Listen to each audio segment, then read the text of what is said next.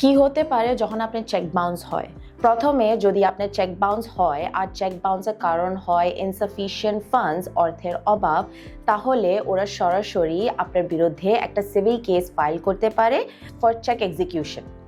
যদি চেক বাউন্সের কারণ কিছু আরেকটা হয়, যেমন কি অ্যাকাউন্ট ক্লোজ, ভুল সিগনেচার, অ্যাকাউন্ট ফ্রোজেন, তাহলে ওরা আপনার বিরুদ্ধে ক্রিমিনাল কেসও ফাইল করতে পারে। যদি সিভিল কেস ফাইল করা হয় তাহলে ওটা পরিণাম হবে ট্রাভেল ব্যান।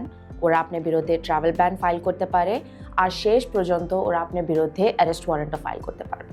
দ্বিতীয় কথা হলো, যদি আপনি দেশের বাইরে থাকেন ইয়া ফের আপনি মাইগ্রেট করতে চান আর আপনি পুলিশ ক্লিয়ারেন্স সার্টিফিকেটের জন্য অ্যাপ্লাই করতে চান, তাহলে শেষ পর্যন্ত ওটাও রিজেক্ট হতে পারে। ব্যাংকের সাথে সেটেলমেন্ট করা খুব কঠিন হতে পারে, কেন কি যদি কেউ আপনার বিরুদ্ধে পার্সোনালি কেউ কেস করে তাহলেও আপনার পিছনে লেগে থাকবে। যদি আপনি দেশে বাইরে যেতে চান ইয়া ফির দেশে রি এন্ট্রি করতে চান, দেশে রি এন্টার হতে কোনো সমস্যা হবে না, বাট যখন আপনি দেশে থেকে যখন আপনি এক্সিট করতে যাবেন তখন সমস্যা আসবে, কেন কি আপনার বিরুদ্ধে ট্রাভেল ব্যান থাকবে।